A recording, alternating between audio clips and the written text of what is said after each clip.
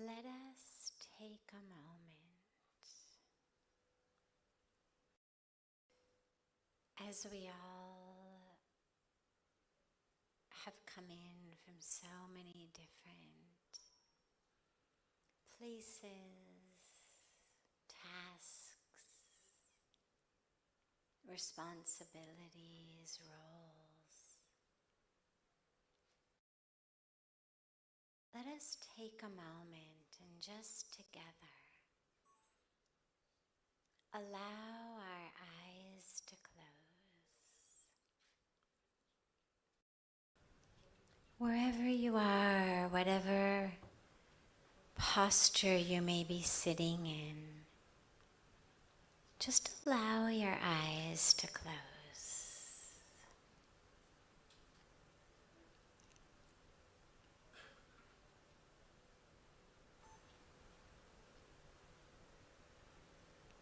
And just allow yourself to fully arrive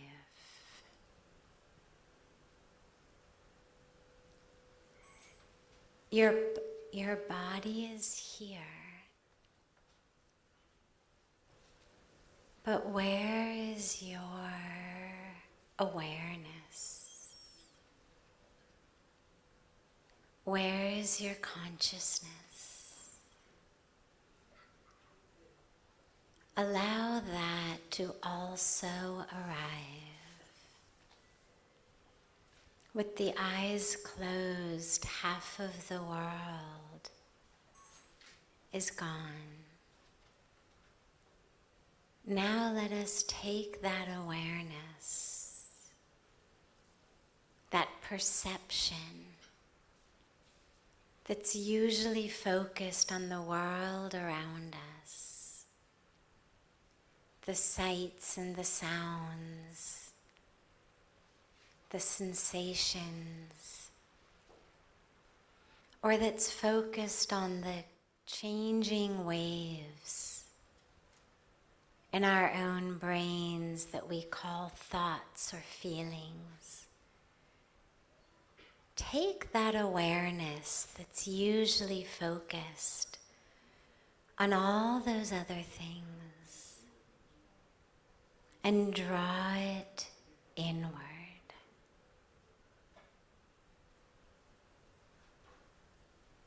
Just allow that awareness to pull from being hooked in the world around you to the world inside of you.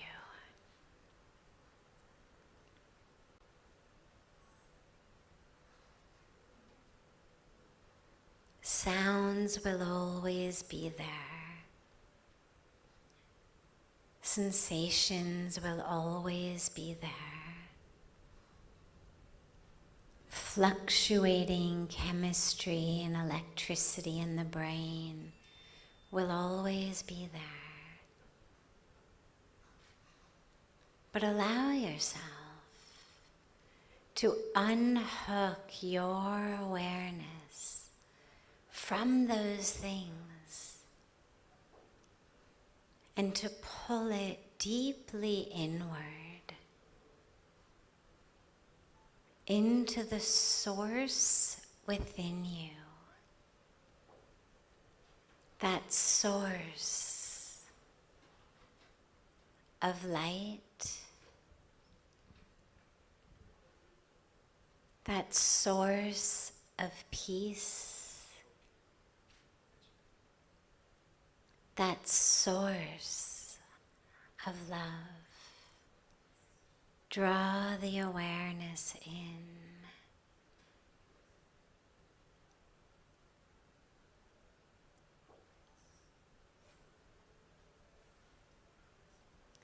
And as you exhale,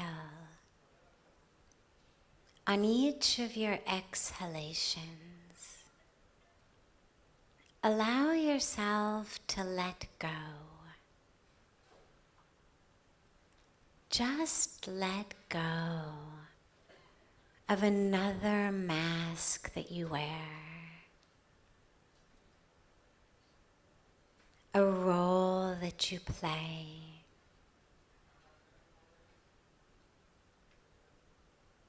a responsibility,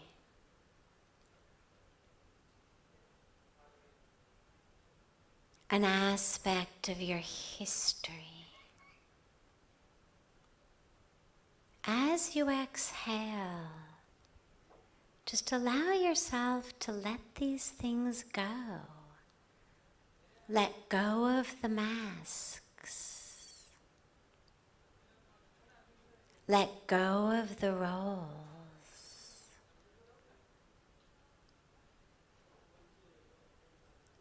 Let go of the stories and the drama, the histories.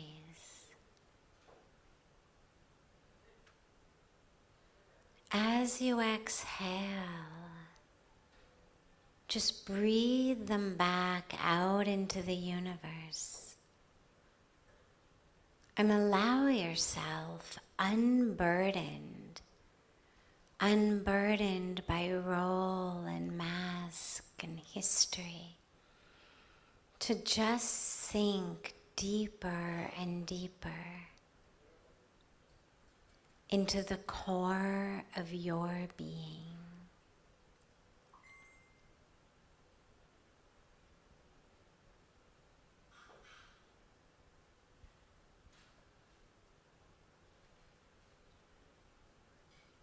Allow yourself to sink deeper and deeper into that place within you that is spacious, that is still and eternal, unchanging.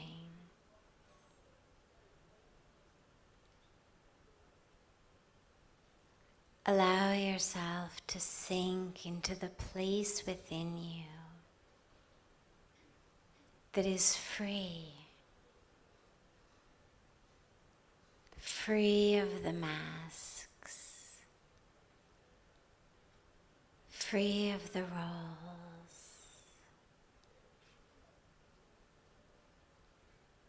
Exhale and let go.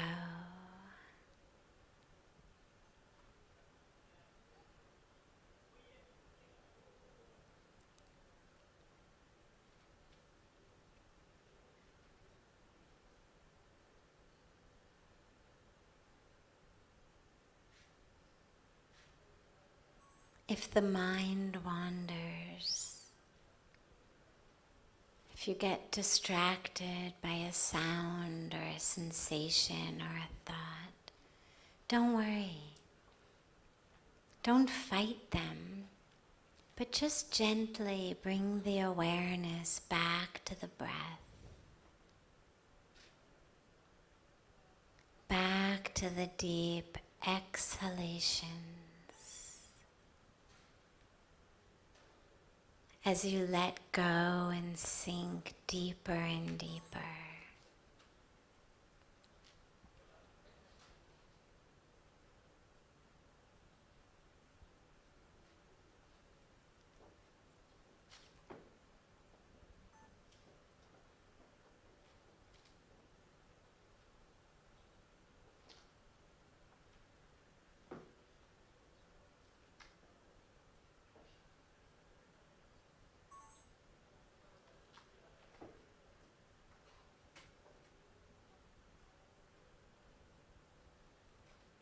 Allow that awareness to stay merged in your breath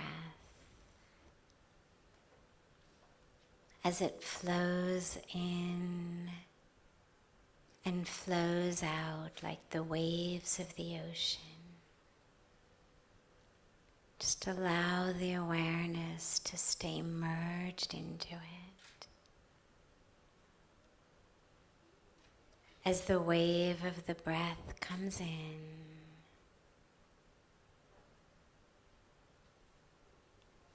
and goes out.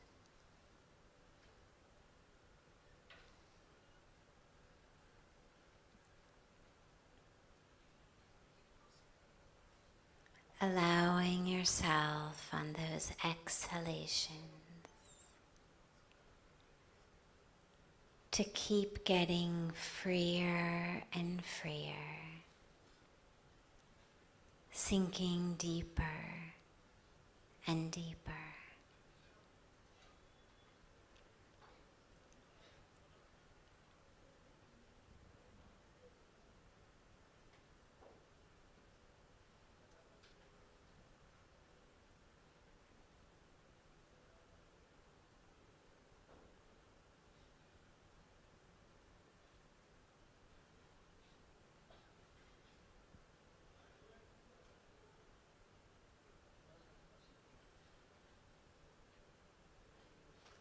Slowly bring the palms of your hands together at chest level in Namaste and rub the palms of your hands gently against each other.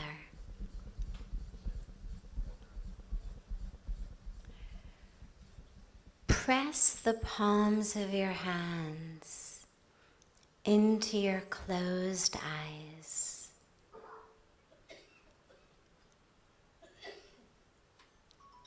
Gently open your eyes into your closed hands and lower the hands.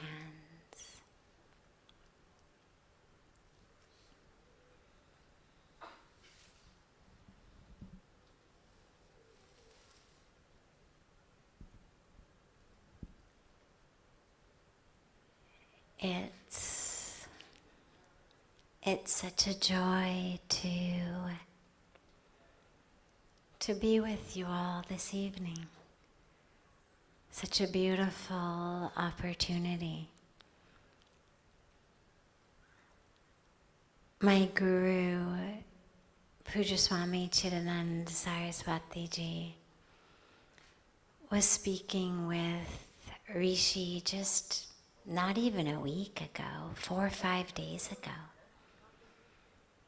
Mentioned that I was coming to Abu Dhabi for a G20 interfaith summit, and that if he wanted, I could give an evening before I left here in Dubai, and in just a few days, Rishi and Panaben and their whole family just reached out so lovingly to gather us all together. So I'm so grateful for the opportunity to be together.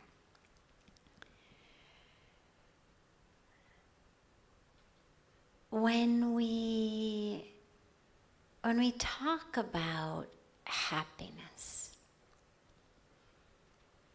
and the flyer for this event that they made, you'll notice it had 2 different kind of titles, and we'll weave them together in the evening, and then we'll open it up to questions and answers as well. But you'll notice it said Hollywood to the Himalayas, or Hollywood to the Himalayas, as we say in the West, but the Himalayas, as we say in the Himalayas. And then it said Secrets to Happiness, Himalayan Wisdom. And for me, those 2 things are one, because I found happiness having come quite literally from Hollywood to the Himalayas. I grew up in California, in Los Angeles, literally in Hollywood. Graduated from Stanford University, was in the middle of getting a PhD in pediatric neuropsychology when I came to India at the age of 25 with a backpack on what I thought was going to be a 3-month adventure trip, just one semester off of my PhD program, and ended up transforming my life and bringing me into a place of actual happiness. Which is funny because most of us these days, if you had to list the places in the world where you think happiness would come, most of the cities in America or the cities in the West are pretty high up on many people's lists of where they would be happy, especially places like LA. But as we'll talk about,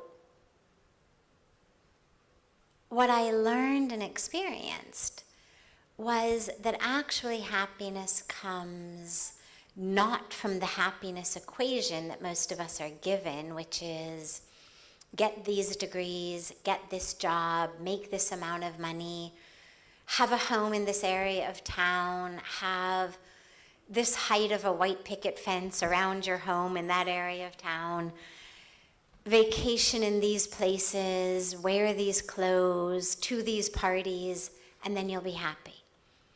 It's the equation that most of us are given, and it's what most of us follow because it's what we're told. You know, we don't arrive into this world with a handbook of here's how you find happiness and peace. We learn based on those around us. The human beings in our lives, the billboards we see, the commercials we see, the movies we see, these days the influencers we're following on social media. It's how we learn. And so as long as we keep propagating this myth of where it comes from, then we all end up in very similar situations, which is we have everything in the equation, but it doesn't actually equal happiness. It's like they say A plus B plus C plus D equals happiness. So you get A and B and C and D, and you expect, well, therefore now we should have happiness. Like if I have one glass and one glass, I should have 2 glasses. It's math. It works with my glasses, but it doesn't work with happiness. And I was very blessed to be carried, quite literally, through no vision of my own. I mean, I had no idea that I was going to India on a spiritual quest. I was not seeking or searching in any kind of conscious way. I was a scientist. I was an academic. I agreed to go to India only because I was a very pakka vegetarian, a very strict vegetarian. I was vegan. I was what my friends would call a vegetarist because I would harass and force anybody around me who was not vegetarian. And I had traveled a lot in Europe. I had traveled a lot throughout America, in South America. And being a really strict vegetarian in those places was really difficult. So, and this is going back now 30, 35 years. I mean, I came to India 26 years ago. So when India was suggested, the only reason I even said yes was I thought, well, at least I'll be able to eat really happily. At least in India, do bar puchna nahi padega ki is it really vegetarian? Are you sure there's no eggs and fish in your salad? You know, are you sure there's no chicken broth in your vegetable soup? But divine grace actually brought me into a situation where I found myself standing on the banks of the Ganga River, the Ganges River, having a deep and powerful, unexpected, spiritually transformative experience of presence of the divine around me. It began with looking out over Mother Ganga. But then no matter how I turned my head, whatever I looked at, I was seeing the divine. And I was experiencing the divine in my own self, which was something that had never occurred to me. I'll come back to that later on because it comes very deeply into this concept of what actually brings us happiness. But standing there, I knew this is where I'm meant to be. And about a year later, I was back in America and I went to visit my grandmother. And she hadn't seen me since I was in India, and I spent quite a while with her. And when I left, I spoke to my uncle later on that evening. My uncle and I have always been close, my mom's younger brother. And he said, I spoke to Mom, meaning my grandma, his mother. Spoke to her a little while ago, and he said, "You won't believe what she said." And I said, "What'd she say?"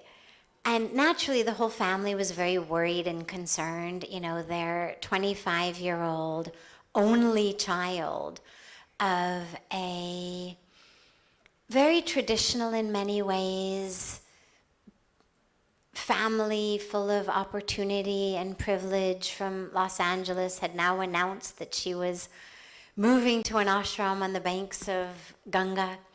So naturally the whole family was very concerned, and after I went to see my grandma, my uncle called her to see how I was, and Grandma said, "Well, she looks okay." Naturally that worried my uncle even more. And he said, "Well, what do you mean she just looks okay?" And Grandma said, "Yeah, she looks okay." But he could tell she wanted to say something else. And so he kept pressing, "Well, what's the problem? What do you mean just she looks okay?" And Grandma says, "Well, she's just happy all the time." And to my grandmother, that was something wrong. If I had been sitting there with her constantly checking my watch, like I'm in a rush, I've got 100 other things to do, and I don't have time to be with you, and oh my God, Grandma, this and that, she would have said, "Oh yeah, she's perfect." But this idea of just being happy was something that my grandmother couldn't quite put her finger on, of, yeah, she looks all right, but something is off. What's off? She's actually happy. And it's funny, but it's tragic that we live in that type of world. And what I've learned over the 26 years now that I've been living in India, living on the banks of Ganga, is that happiness comes not from all the things we get that we think we need to be happy, but that happiness actually comes from letting go of that which is blocking happiness from us. It's not about getting. The Constitution of the United States of America says everyone has the right to life, liberty, and the pursuit of happiness. And that idea of happiness as something to be pursued, that it's something that I'm going to acquire, find, get, earn, that whole concept actually keeps us farther and farther from happiness. It's not about what I'm going to pursue or get. What I have found is it's about what I'm going to let go of. Because our nature is happy. If you look at babies, assuming that they are well fed, assuming that their diaper is dry, assuming they're not too exhausted, babies are happy. And what do they need to be happy? Their own toes, right? You put a baby on the ground, and the baby doesn't say, oh, I'm bored, give me something to do. Oh, give me this, do that. The baby will be very happy with its own feet in the air, playing with its own toes. They don't need anything. And then they get just a little older, and we start giving them gifts in boxes. And what do we find? They're very happy with the box itself, maybe the bow on the box. But we're always the ones having to say, no, cold osko. The gift is inside, open it up. The kid is very happy with the box. They don't need anything more. But as we grow, suddenly we lose that ability to be happy at all, let alone with just our toes or a box. Because what happens as we grow is we develop the ego. And as we develop the ego, we develop this sense of who we are, what we need. We start to identify as the physical body, the size, the shape, the color, the age, the beauty or lack of beauty by our cultural standards, by its roles. Are we high in society or are we low in society? By its relationships, whose husband or wife or mother or father or child we may be, whose boss we are, whose employee we are. We start to identify based on that which is in our bank accounts, based on where we go, who we know. And so we suffer. We suffer because A, that's not truth, but B, we suffer because it's never enough. As long as I'm identified as the physical body, there will always be someone more beautiful than I am, more handsome than I am, more successful than I am, smarter than I am, more popular than I am, funnier than I am. Whatever way we judge ourselves, there will always be someone, and frequently lots of people, against whom we compare unfavorably. And so we start to feel like we are lacking in some way. I'm not beautiful enough. I'm not smart enough. I'm not successful enough. I'm not popular enough. I'm not high enough on the career ladder, the social ladder, enough. And so we start to feel like something is missing and lacking in our lives. And this is what I know I was going through. I was only 25. But I always felt like I was lacking in some way. Now, from the outside, you would have said, this girl has it all. Came from everything. All the opportunity, all the privilege, all of everything, financial, education, the right school, the right degree, the right house, the right family, the right this, the right that. But I always felt like there was something lacking in me, that I just wasn't right enough. And this is an epidemic. Whoever you talk to, when you go deeply, The overwhelming vast majority of us suffer from feeling like we are lacking in some way. This is why, by the way, we are the perfect audience for marketing and advertising. Marketing and advertising would not work if we didn't feel like we were lacking in some way. The entire premise for marketing and advertising is everybody feels that they're lacking. Sell them something that will fill the hole. So for example, if I want to sell you a car, nobody talks about, actual features of the car. If I want to sell a car, what am I going to do? Well, if it's a certain model of car, let's say if it's an SUV, I'm going to have a very attractive man and woman in the front two seats of the car, and in the back seat of the car, we're going to have sweet, attractive children who are singing as the family is going down the road. Now, you think, my God, my kids try to strangle each other in the back seat of the car.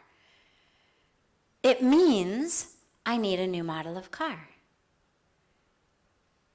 My God, I drive alone. I don't have such an attractive person next to me. I don't have kids in the back seat.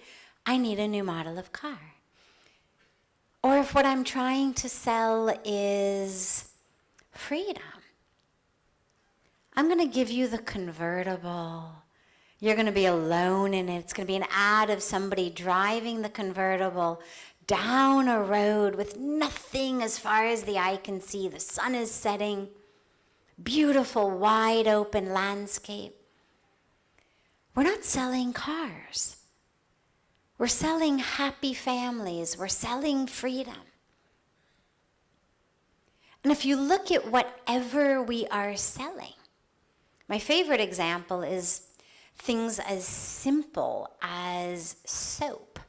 Now really, does it matter what brand of soap you use? I mean, as long as it's natural, as long as it's organic, as long as it's not like chemicals down your drain, it really doesn't matter. They all make you clean. But what do they do in soap commercials? What do they look like? Beautiful woman lathering up in the shower in the morning. She's singing to herself. Then her equally beautiful husband comes into the bathroom. He's also singing. And they go out of the bathroom together, and their child has miraculously gotten himself out of bed, eaten his breakfast, done his homework, and the three of them walk out of the house together, hand in hand. Nobody has talked about cleanliness or bacteria or body odor. But as they walk out of the house, hand in hand, you just see it says Dove or Zest or whatever brand I'm trying to sell. So again, we're not selling cleanliness. We're selling happiness. And if we all were not already feeling on some subconscious, unconscious level that we were lacking in some way, the advertising wouldn't work. It's a multi-billion-dollar industry because everybody is moving through this world with this myth, this tragic lie that we tell ourselves, that our culture is telling us, that we are lacking in some way. There was a great study that they did where these researchers took 3 goats, wild goats. They took 3 goats and they let them loose in the schoolyard, the playground of a school. And on one of the goats, they had a big, tag hanging over its neck that had number 1 written on it. On the other one, it had a tag that said number 2. On the third one, it had a tag that said number 4. Now, the administrators of the school rounded up goats 1, 2, and 4, but they spent all day long searching for goat number 3. driving themselves crazy to find goat number 3, turning the school upside down, convinced it was hiding in a closet, under a desk, under a table. Nobody would rest. Nobody was allowed to go home from work until they found goat number 3. Now, there was no goat number 3. There were only 3 goats. Nobody had ever said there's 4 goats. All they had done was very subtly put a number 1, a number 2, and a number 4 on the 3 goats they let loose into the yard. And so everyone assumed there must be a missing goat number 3 and drove themselves batty looking for it. And I love that study because that is exactly what is happening in so many of our lives. There is nothing missing. But we have convinced ourselves that something is missing. And so we are searching in more money, more degrees, more titles, more possessions, more success, more this, more that, looking for something that A, doesn't exist there. I mean, they could search the schoolyard from here until kingdom come, and they're never going to find goat number 3. But even more importantly, not only are we searching for something that's not there, we're searching for something that's not missing to begin with. There is nothing lacking in us. But we've become like Sisyphus, doomed to push this rock up the mountain forever, never actually being able to get there because there is no place to get, but simply tiring ourselves out mentally, physically, spiritually,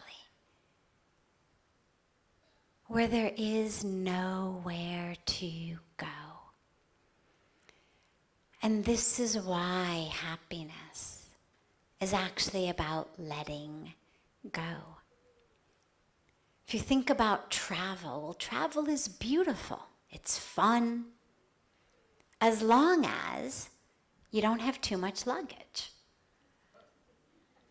Right? The more luggage you have, the less fun your travel is. A, you're worried about it. These days, things are getting lost everywhere. It used to be you could get on a plane and pretty much assume that your luggage would reach when you did. Now you can pretty much assume it probably won't, and you'll be chasing it. That's your check-in luggage. Your hand luggage now, there's all these restrictions since 9/11, right? What we can take, how much of it. Travel is still beautiful. It's the luggage that weighs us down. I remember after I had been in India for the first 3.5 months of the semester that I had taken off, Puja Swamiji sent me back to America. He made me go back to finish first that next semester of my PhD program. And I knew I've got to get back to India. I knew I meant to be there. And so instead of signing another 1-year lease in the flat I had been staying in, I moved to a place that was on a month-to-month lease so that I could get out 3 months later after I finished the next semester. And I called Puja Swamiji one day, complaining and exhausted, like, my God, the moving people in the vans and the trucks and the boxes, and it was a horrible day. And he says to me, he says, well, how far away is your new place from your old place? And I said, it's about 1/2 mile or so. And he said, well, that seems really easy. And I said, yeah, but my God, you know, the moving vans and trucks and the guys and the boxes. And he said, so the problem is the stuff. The problem's not the moving. You could walk from one place to the other place in 15 minutes. The problem is the stuff. So whether it's the physical stuff that makes travel not fun, that makes moving, even simple moving, not fun, or whether it's the baggage in our lives, that's what weighs us down. And that's why the first and most transformative message that I was given was let it go. And that's been the mantra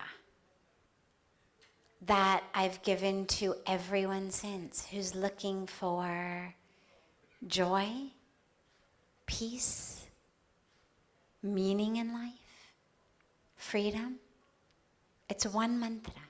Let it go. I had met Puja Swamiji maybe only a few days earlier. And I asked him a question. He would give darshan, satsang. People would come and ask questions. And I asked him about fear. I always was very stressed, anxious. And I asked him about fear, and he said to me, you fear because you don't trust. And so I gave him my story, my history, which for me was the reasons that I don't trust. My struggles, my challenges, the difficulties I'd been through, the trauma I had been through. We all have our own stories. It was my drama. Here's why I'm anxious. Here's why I'm depressed. Here's why I suffer in this way. And it was something that had always gotten me a lot of sympathy. It was a good story. True story and a good story.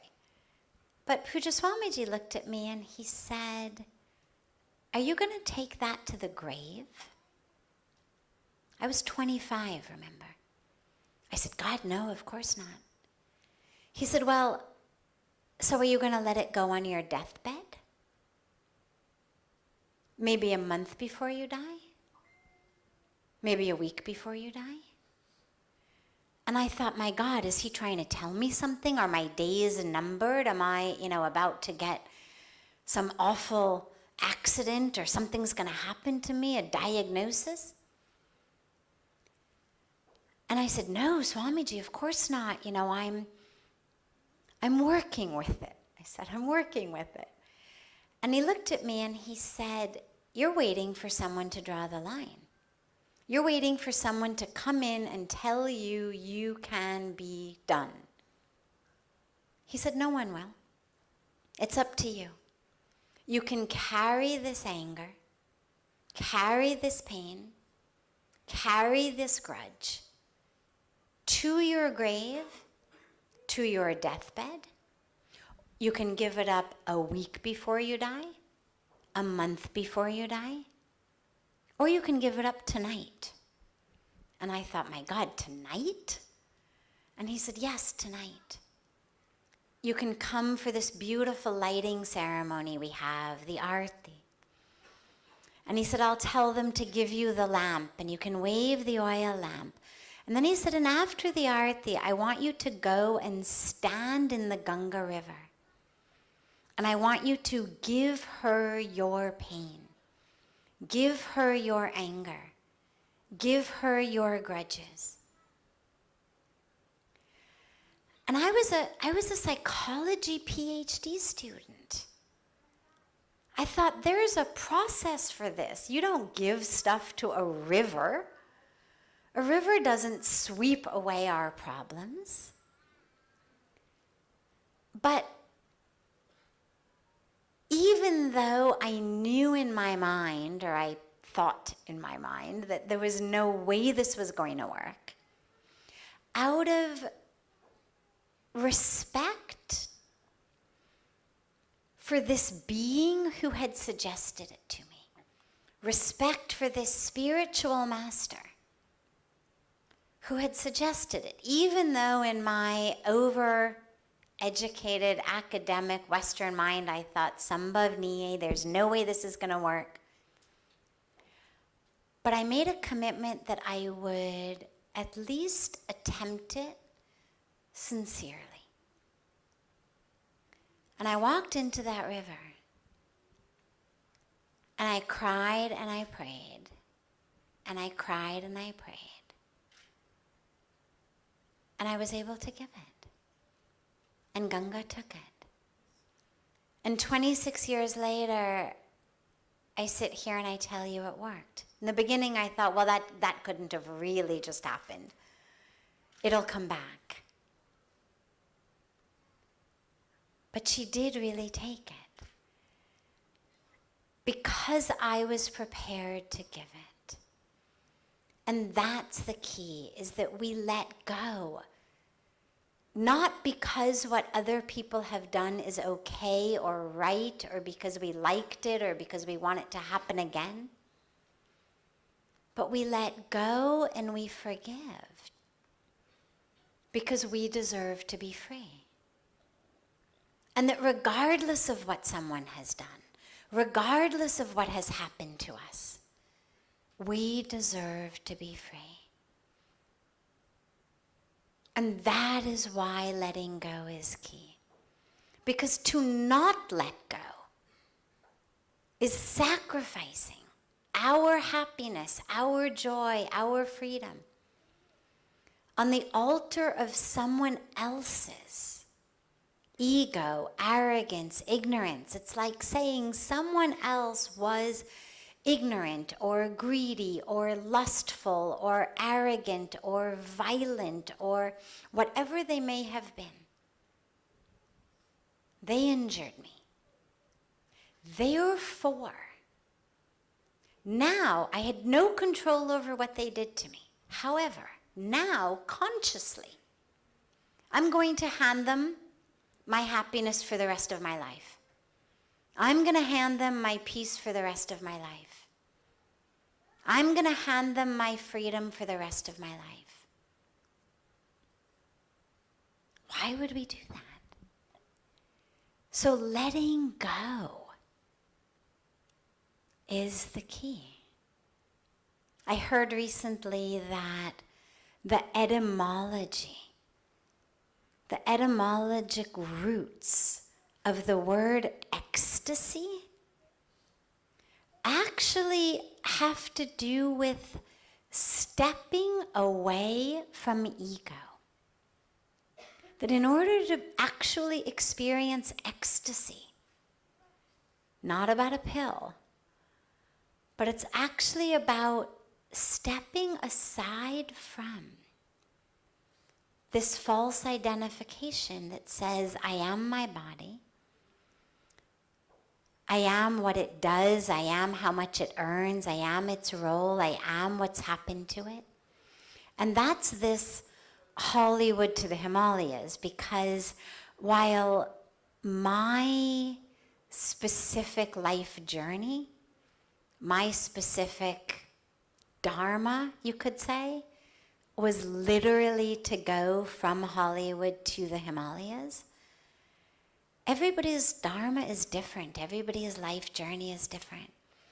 But the key is the mindset shift.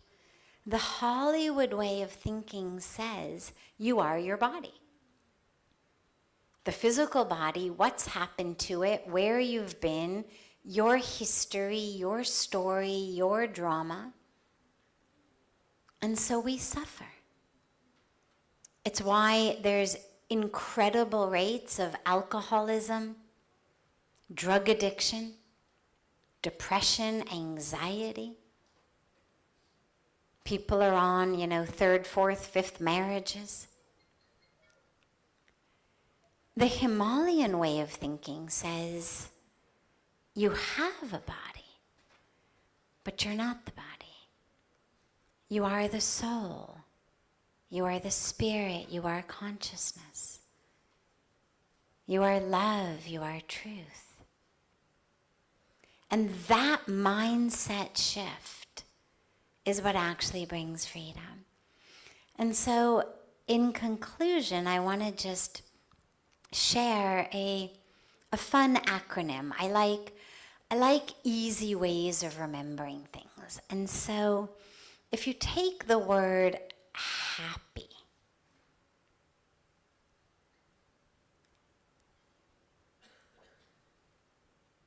and we take the H of happy. So we'll have five easy ways to remember how to be happy. So H stands for hurry no more. Hurry no more. Now, it doesn't mean that if you're going to miss a flight, you're not allowed to pass the guy in front of you on the freeway. But what it means is that our way of moving through the world is in the present rather than in the future. When we hurry, we are already in the future. We are where we are going. We're not here. Think about just walking to the office or walking through a grocery store or walking anywhere. When you're hurrying, you're already there. You're shopping in your mind before you even get to the store. You're having the meeting in your mind or the conversation in your mind before you even get to the office. Instead, be present in the moment, because the only way and time to be happy is now. You cannot be happy tomorrow. You can only be happy right now. If you're happy now, chances are you will bring that happiness into the next moment and the next moment and the next moment. And by the time tomorrow rolls around, it will be now and you will be happy. But as long as we're here, I can't be happy tomorrow. Because then by the time tomorrow comes, I'll be in the day after tomorrow. You can only be happy right here, right now, in this breath. And the more I hurry, the more message I am giving myself that says, the present moment is not good enough. I need to be someplace other than present moment. And the other piece of hurry no more is don't multitask. We multitask because we think it makes us more efficient because we're all in such a rush all the time. But I'm a scientist, and the science shows us that multitasking actually makes us much less competent than more competent. You need to send a text message or an email? It's okay. Stop the conversation you're having. Stop whatever you're doing. Stop walking down the road. Say, excuse me for a moment. Send your message. Be done with it. It's not a crime, but don't do it while you're doing something else. These days, we're all doing 10 things simultaneously, thinking that we are more efficient. But I'm going to give you one piece of data. They did a study that showed that the average worker in the average workplace in the United States, but I imagine that it's very similar for all of the developed world, the average worker gets exactly 3 minutes on average at a stretch in between being distracted while they are working, whether it's a beep or a bing or a light or a vibrate or some other notification or simply a human being calling them or leaning over their cubicle to talk to them. 3 minutes without being distracted. Now, Part 2 of that data point is, in 1 hour of work in which you are interrupted every 3 minutes, your IQ points drop by 10 points in 1 hour. In 1 hour, you are 10 IQ points on average stupider than you were an hour ago. Now, the last piece of this data is, if you didn't do any work at all, and you simply sat at your desk and you smoked marijuana, you took drugs instead of working, you would be 5 IQ points stupider at the end of the hour. Now, what that means is something really scary. Our way of living and working is making us stupider than if we actually sat at our desk and took drugs. So not only is it not making us more efficient like we think it is, but it's actually making us stupider and less efficient than if we did nothing at all but smoke drugs. So hurry no more. Be in the present. You can still be efficient and effective. Nobody's saying you have to move in slow motion. But you do one thing at a time. And you stop the hurry, which leads to stress. Because stress is the greatest killer of our mental peace, of our physical health. Ask any doctor. We've eradicated that which was killing us from bad water, bad hygiene, rats, the mosquitoes, the things that were killing people across the world last century. We've eradicated them. That which is killing people today, in so many cases, is either caused or exacerbated, deeply worsened by stress. So hurry no more. That's H. And then A is awareness of karma. Because one of the things that makes us unhappy is we see things in a very narrow viewpoint. Why this? Why me? Not fair. And by being aware of the way that karmic threads weave into each other, we're able to have a vaster vision of the entire tapestry. If you take, for example, I won't go into the whole story, but if you take, for example, the Ramayana. Now, people look at Lord Ram. Why would this happen? This is the embodiment, the epitome of righteousness.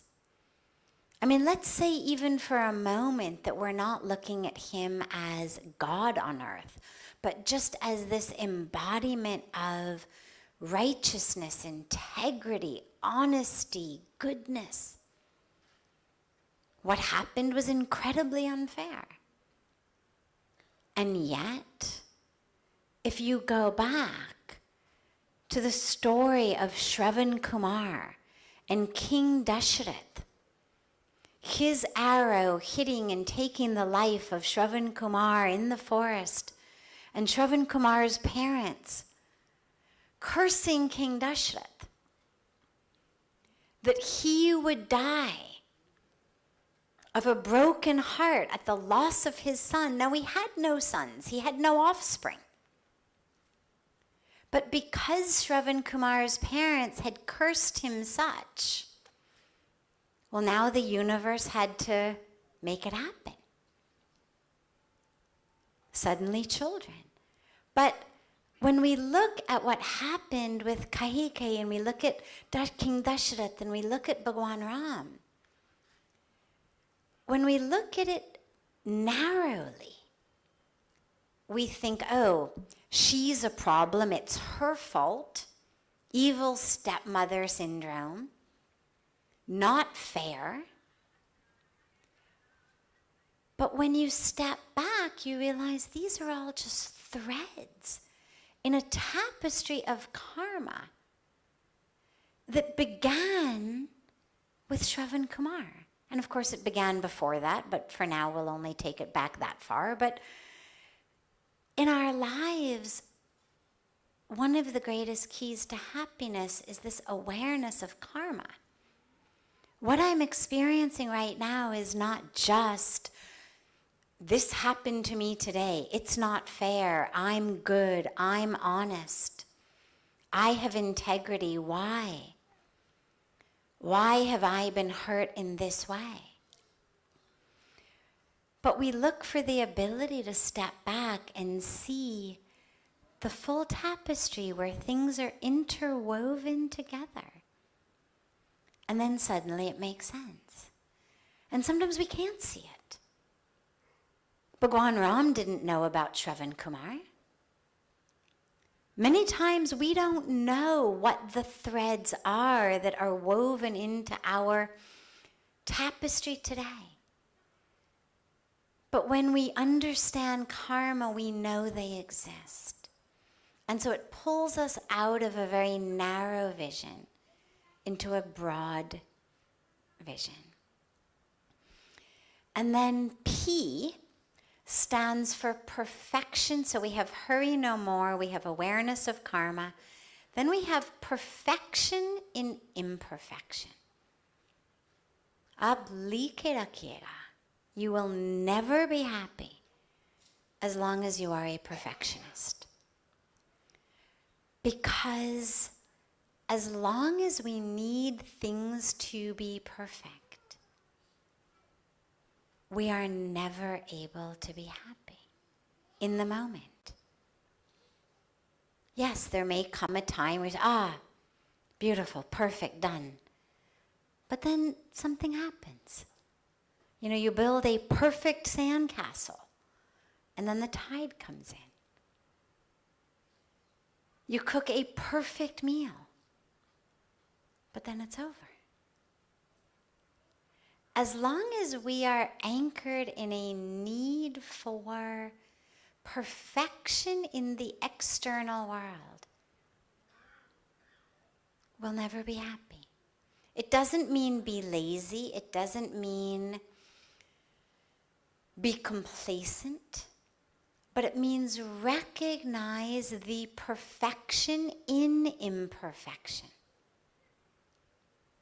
A rose with some dried up petals is no less perfect than a rose without dried up petals. You know, I'm very, very committed to organic, and especially organic agriculture. And one of the funny things about organics, if you go to a grocery store where they sell organic things and non-organic things, is you'll see, for example, the non-organic apples are the really beautiful ones.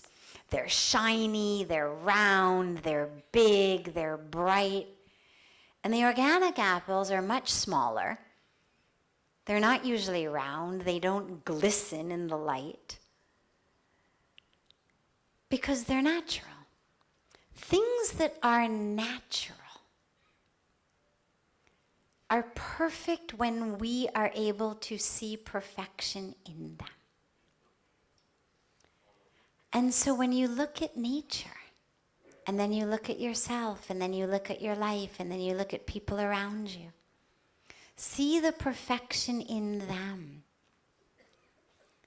Instead of expecting people to be different, instead of expecting that an apple tree should become like an orange tree, or a green apple tree should give you red apples, recognize the perfection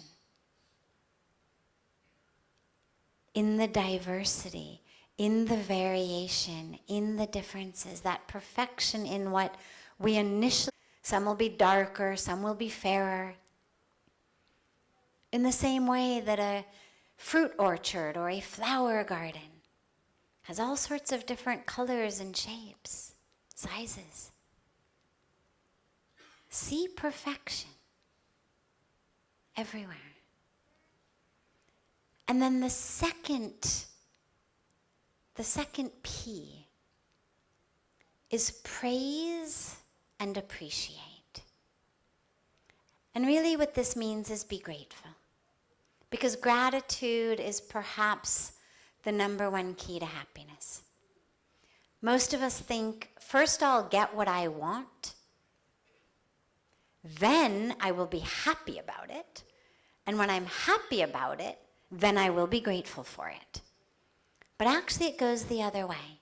All of the research, all the science shows us that it's not we become happy, then we're grateful. We become grateful, and that gratitude brings happiness. It's one of the most powerful paths to happiness. So start a practice of gratitude. Every morning before you get out of bed, think of 5 things you're grateful for. 5 things. If you can think of more, think of more. Just 5 things. Do your eyes open?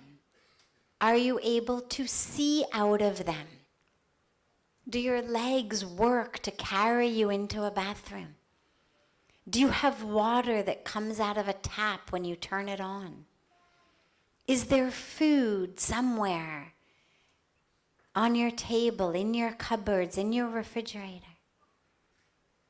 Is there someone in your bed, in your home, in the world, who you love and who loves you? Are you able to worship God however you want? Are you able to love however you want? If so, you are more fortunate than the top 1% of people on earth. So develop a gratitude practice. Morning and night, super, super powerful practice. And lastly is the why, which stands for you first. You first. Meaning, give to others, serve, help others. From the field of psychology, we know that one of the best antidotes to depression is volunteer work. Help others. Serve others in whatever capacity you have. We know that giving actually makes us happier than getting. Across every board, in every study, every bit of research, those who give, and they've done studies, they did just simple, great studies. They took, classrooms full of students, and they gave everybody $20 or $50. Half of them were told to spend it on someone else. Half of them were told to buy something they wanted. And when they came back, they took happiness scales. Those who had been told to go off and spend the money on someone else came back significantly happier than those who had spent the money on themselves. So we know that giving makes us much happier. And I don't mean you can't take for yourself, but when you're looking for happiness, think you first. So hurry no more. Awareness of karma. Perfection in imperfection. Praise and appreciate. And you first. And lastly, of course, even though it doesn't fit the acronym of happy, meditate. Pujya Swamiji always says, meditation is the best medication for all agitations. It's what brings us in touch with that source within us of happiness, of peace, of joy. So you can think of it as happy, I am. Happy, I meditate. So meditation makes me happy. So now you'll all be able to take those and remember it. And as you move through your world, just see each day how can you bring those into your life. And keep remembering to just let go. Exhale, let it go. Exhale and let it go.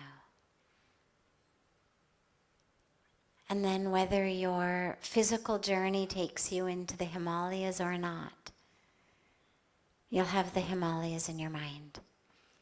The other thing in closing that I'll tell you that Pujya Swamiji always says is he says, it's not true that where there are the Himalayas, there's always peace and happiness. But where there is peace and happiness, there's always the Himalayas. In your mind, in your heart.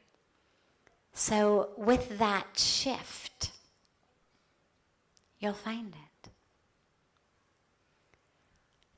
I'll end here. We'll open it up for some questions. I know they've got a cordless mic floating around somewhere. So anyone who has any questions about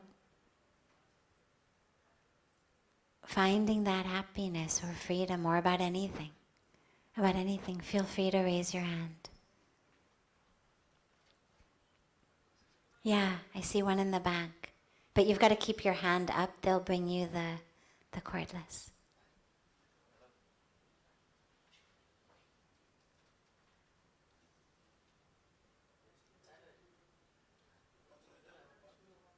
In the meantime that it gets to you, why don't you just stand up and come closer so we can hear you?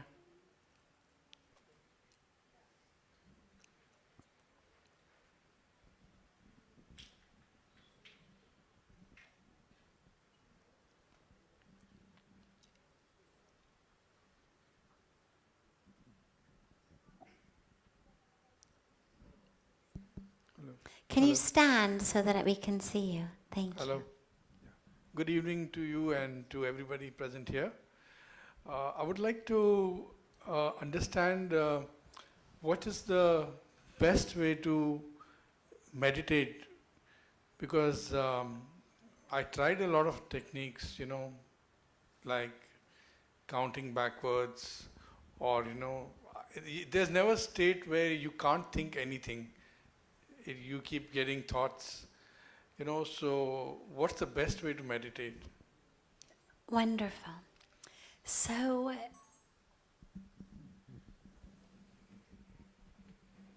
there's no one best way. The best way is what works for you. I always say there's no right way to meditate. There is a wrong way. The wrong way to meditate is to hit the snooze button and go back to sleep. Or to be making shopping lists in your mind. But as far as the best way or the right way, I wouldn't advise counting, because it's great to go to sleep, because it certainly quiets the mind. But in meditation, the goal is not just to quiet it, but to create space. And if my mind is full of counting and numbers, then A, I'm stuck in my mind because I need to keep counting, and B, it doesn't create space. So the methods that I would recommend are methods where you are drawing the awareness to your breath. So you do want to give the mind something to do, but I wouldn't give it something quite so mental to do, like counting backwards that actually requires mental thought. Let it simply watch the breath. Just literally merge that awareness into your breath.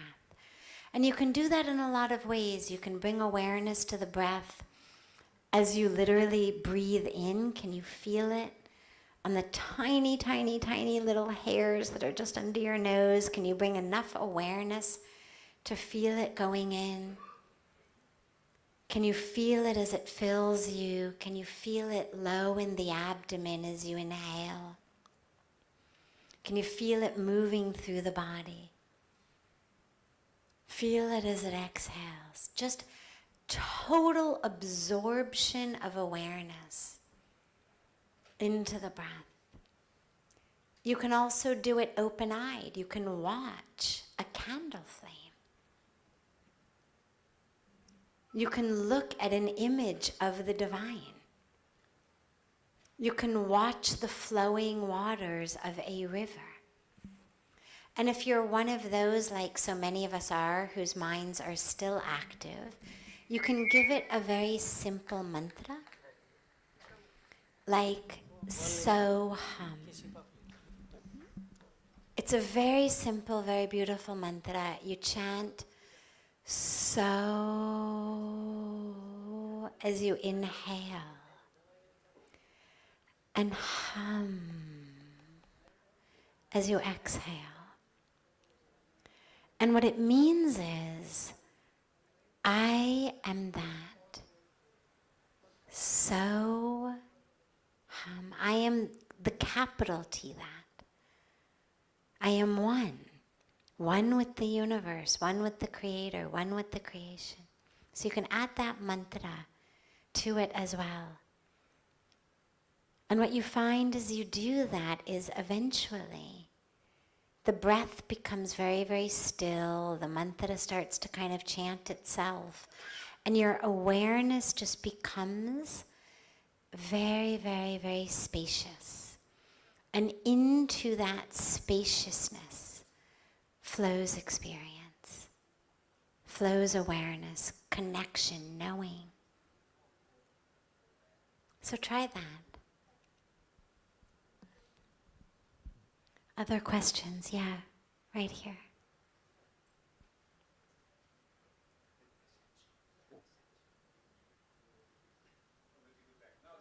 That's it. Yeah, you've got a great loud voice. I have a great loud voice. Thank you very much. I really, really enjoyed that. I like the wording, let it go. Both physically and the baggage we carry throughout our lives. Physical things we know, we can see it.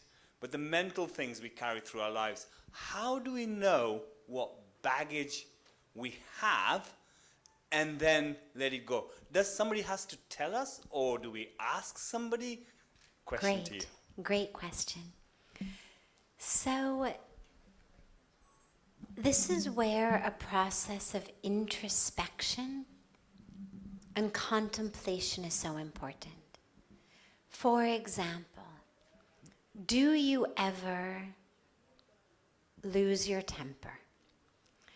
Do you ever get frustrated or competitive or jealous or wrapped up in hopelessness or any of the despair or any of the mental states that cannot coexist with joy and peace? And if you do, then it's a signal that there's still some stuff we need to work through, like, okay, so someone didn't do what I wanted. Why does that upset me so much? What's my attachment to them doing what I wanted? Okay, if you put 10 people in a room, we saw this in COVID, put 10 people in a room, one person is sick and sneezes. Now, it's not that all 10 people are going to get sick. Couple will get sick. Couple maybe will get very sick. Couple will maybe get a little bit sick. And a few people won't get sick at all. Because they've got different immune systems. In the same way, put 10 people in a room, one person says something or does something. And a couple of them are really upset by it. Kya samajhte aap apne aap ko? Like, how dare they? Couple people are like, yeah, that was obnoxious, but chalo chodo to hai aisi. And a couple people are like, huh, what? Didn't even notice. Didn't even notice that someone had done something or said something obnoxious. Not because they weren't paying attention, but because that wasn't a trigger point for them. That wasn't the type of thing that triggers them. And so the way to look for your baggage is to ask yourself, where in life do I feel heavy? How do you know if you're traveling through an airport with baggage because suddenly your back is killing? Your arm is killing. You know, oh my God, this suitcase is too heavy because my arm hurts. In the same way, ask yourself in life, what hurts me in life? What are the places that I don't feel really free, really joyful, really peaceful? And then go deep. What is it about those situations, those people, that's triggering something in me? Because it's very easy to blame other people. Well, of course I'm unhappy because you did this. But that doesn't get us very far. Not psychologically and not spiritually. And so we have to go deeper. Why is it that people just do what they do? They're people. Why is it that that bothers me so much? Why am I unable to be in peace? Until and unless someone does this, says that, why? And that'll give you a little bit of insight into it. Another good way is to ask people like your wife and kids. Because they're the ones who see you at your moments of unconsciousness. When we're around others, we tend to be kind of on our best behavior. We're very conscious. Am I using my best table manners? There's nothing in my teeth. Is my posture good? I'm using the right words. But when that consciousness isn't there so much, when I'm on more of my subconscious autopilot, that's when these sorts of things start to come out. And so, if you're not sure, if you don't notice that you feel troubled, ask them. And the last way in would be, do you find yourself ever wanting to or actually doing it? Turning to things like alcohol, drugs, food, Facebook, shopping, because you are frustrated, upset. That it's not that you're shopping because you need something, but it's that you are upset and so you're having shopping therapy. It's not that you're eating because it's lunchtime and you're hungry. It's you're eating because you're having eating therapy. If you are turning to things to numb the emotions, that's another very good signal. You know, when people say, I need a drink, or I need a chocolate cake, or I need to just, whatever our thing may be, that's another good signal that there's some baggage that I'm not looking at. Because I'm trying to distract myself, numb myself. Good evening. My name is Shailesh Chasani. Everyone can see me. Very well explained, and we are fortunate to hear you all these things. We have heard many definitions of the happiness, like money cannot buy happiness. Happiness is a state of mind. Happiness is within you. So in your journey of more than 2 decades, how you precisely define happiness? That is the one question in a way.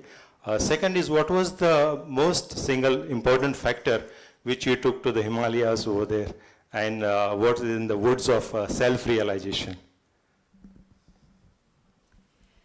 So,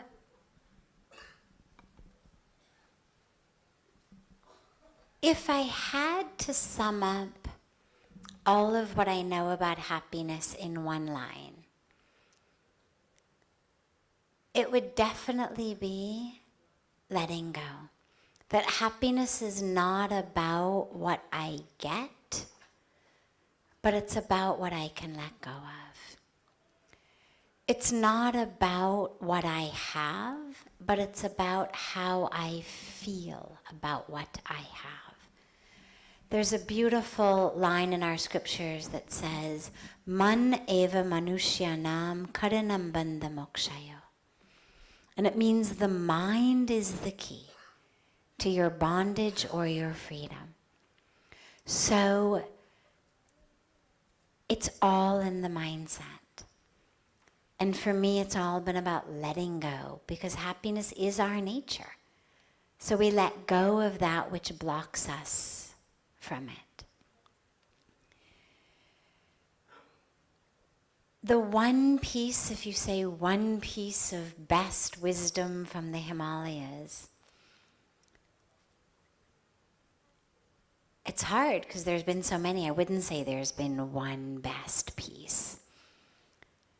I think for me, the best piece has been about connection. Connection as key. My favorite joke that I share all the time is the joke of the guy who goes to the doctor and he says to the doctor, there is something very wrong with me. Whatever I touch, it hurts.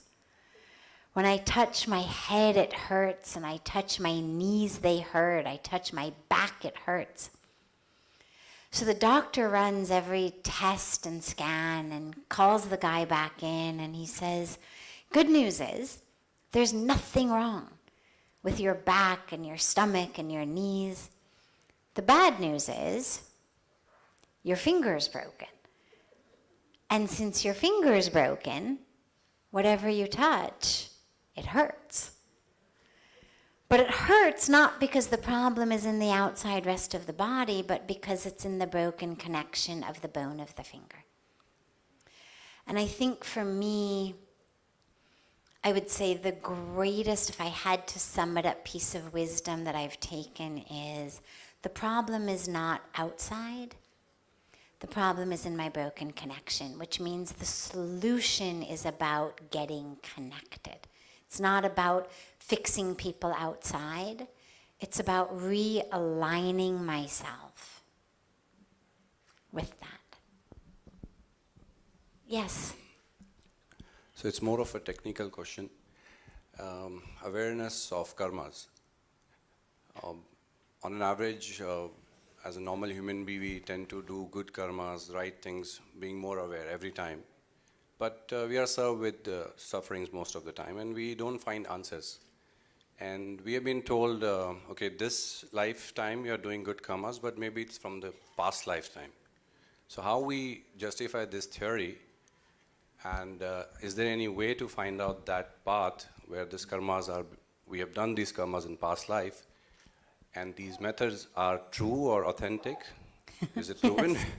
Let's say the past life regression theory, for example. Yeah, I wouldn't worry too much about that, you know. The why, especially if it's something from a past life, to me isn't nearly as important as the how, which is how do I change this situation? the exact why-ness of why I am facing it, if it's not obvious and apparent, we have the awareness of karma as in, yes, okay, there must have been at some point, either this life or past lives, a thread that has led to this. But rather than going through all the regressions to see what it was, I mean, you can't rewind life anyway. You can't redo it anyway. Instead, ask, how can I come out of this current situation? And that takes us to a very important piece about karma, which is karma is not a system of rewards and punishments. Karma is not like Santa Claus. You know, we've taken this very Western sensibility of he knows if you've been good or bad, and therefore you're going to get presents or not. And, you know, that there's somehow this white-bearded guy keeping a list, and based on what you've done, you're going to get. Karma is not a white-bearded guy with a list. Karma is a law of nature that has nothing to do with rewards and punishments. If you plant an apple seed, you're going to get an apple tree. Law of nature. The universe doesn't have a preference to apple trees over peach trees or orange trees. It's not like the universe says, oh, you were good, so you get apples. You were bad, so you get peaches. It's not about good and bad. It's not about rewards and punishments. It's about simply the flowering of seeds that have been planted and that are now blossoming and flowering. But there's another really important piece about karma, which is the goal, ultimately, of all of this is that we should experience and know the truth of who we are, which is soul, spirit, consciousness, truth, love, divinity. Choose any word of those or any combination of them. That's who we are, not the body. And so we get the situations that we get in order to take us on our next step closer to learning and experiencing the truth of who we are. So ask yourself in your situations not so much, who can regress me to understand why I am here, but how can I, here in this moment, take my next step closer to the divine so that the next moment can be different, if that's what I want. If I want it to be different, how can I do that? How can I plant new seeds today? Because you are where you are now due to seeds you've planted in the past. But right now is the pre of that which is predetermined for your future. Right now is the pre of your predestined life. What you do here now are the seeds for that which is going to flower and blossom next week, next month, next year, next life. So focus on the karma you are doing now to transform the destiny in your future, rather than racking your brains trying to figure out what was the action of the past or the compilation of actions of the past that has brought you into where you are in the present.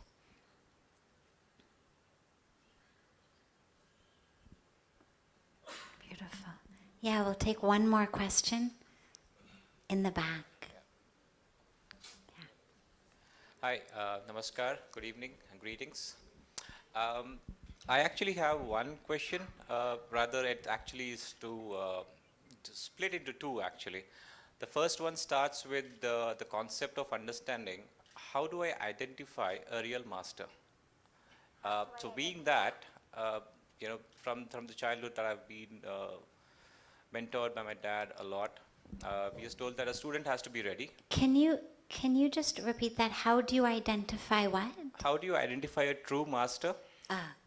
Yeah, because my dad has mentored me to the point where I was told that a student has to be ready, and he has to have a lot of, what do you call this, practice to be put in to get the right master. And if you look at that way, everyone is a master in its own field, and you never know what field are you entering into. So the subject goes to the very deepest concept of understanding how do you realize that this is the master that you're looking for, and how does the master look for you, because the seeker has to seek, and what you're seeking is also seeking you back.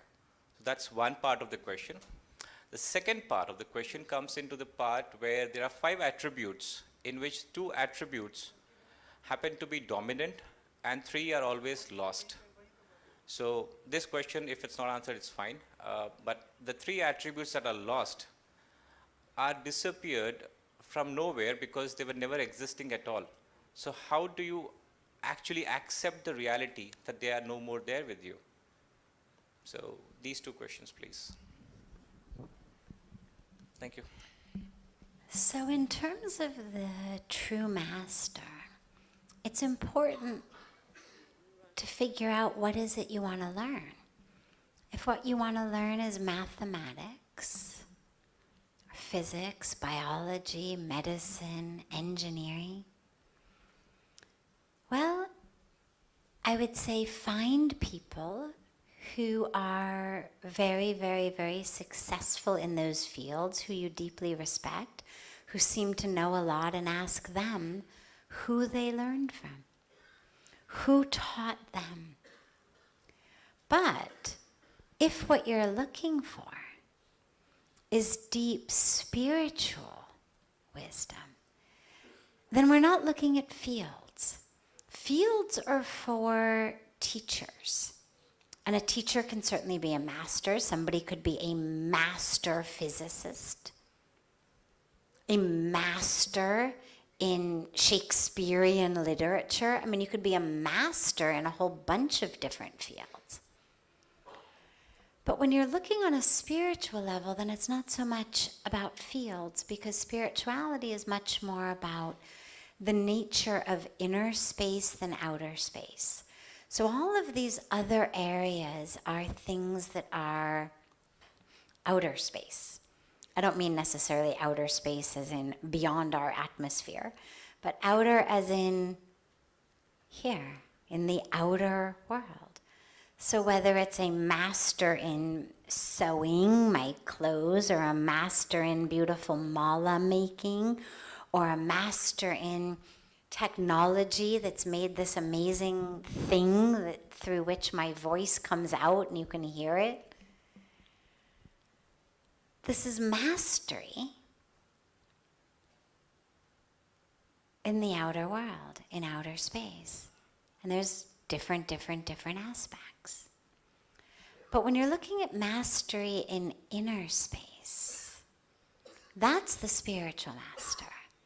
And so it's not different fields. There's different pathways in. But once you're in, it's all the self. So the spiritual master is the master who will show you the truth of who you are. And the word guru literally means the one who removes darkness and brings light. That's actually what the word means. The remover of darkness, therefore the bringer of light. What is that darkness? That darkness is ignorance.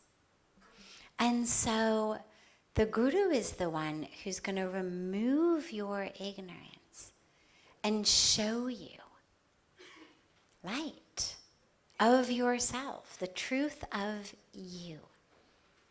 And yeah, you do have to be ready. You know, in India, as most of you know, people bathe in buckets usually.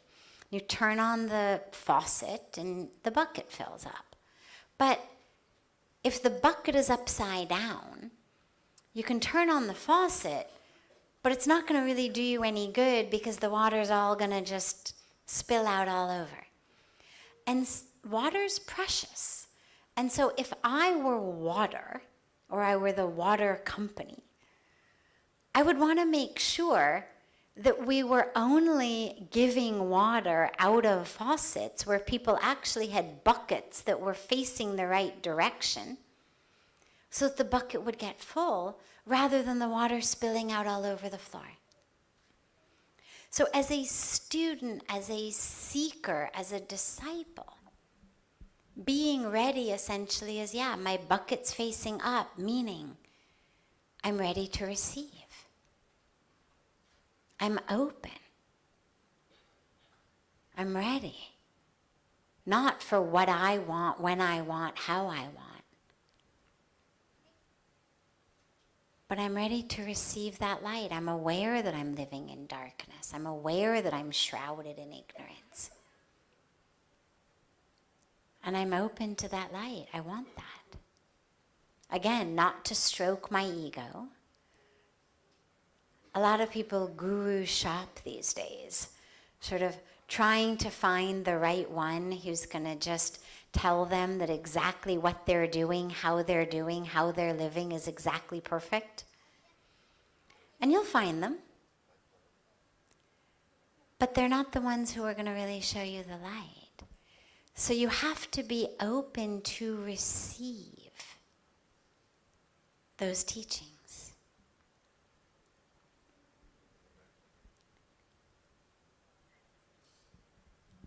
I realize we could do this all night, and we'd love it. But it is a working night, and you all still have prasad to have. So I will end it here with deep gratitude to Rishi, to Panaben, to their entire family and all of those who came together to help them on such short notice to bring us all together here. And deep gratitude for this beautiful opportunity to spend time together with you. And also with an open-hearted invitation to all of you, whenever you come to India, come visit us in Rishikesh on the banks of Mother Ganga, in the lap of the Himalayas,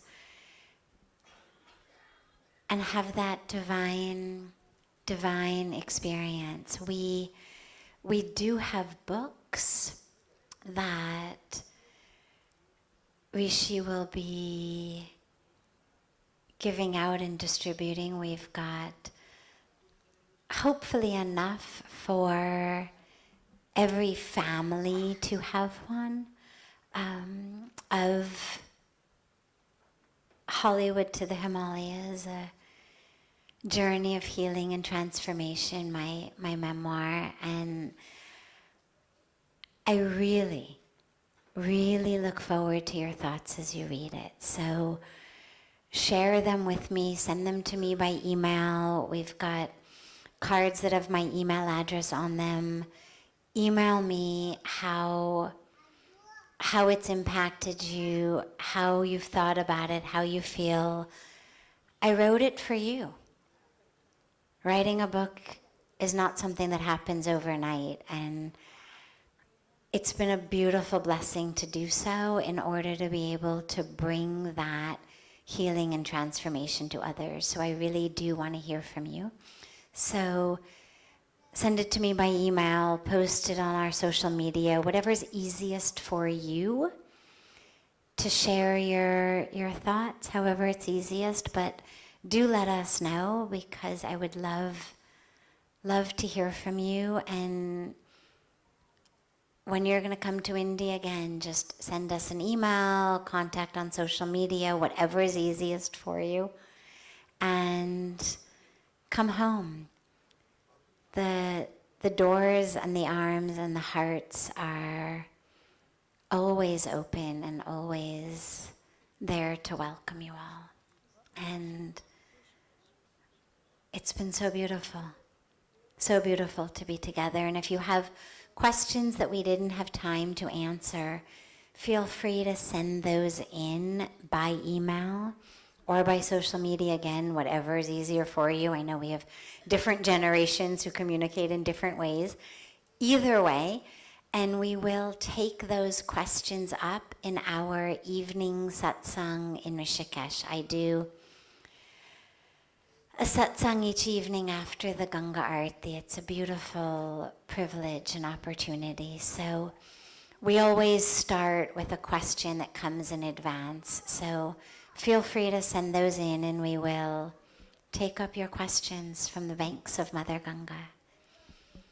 And have a beautiful, beautiful, beautiful rest of your evening and days until we are together again.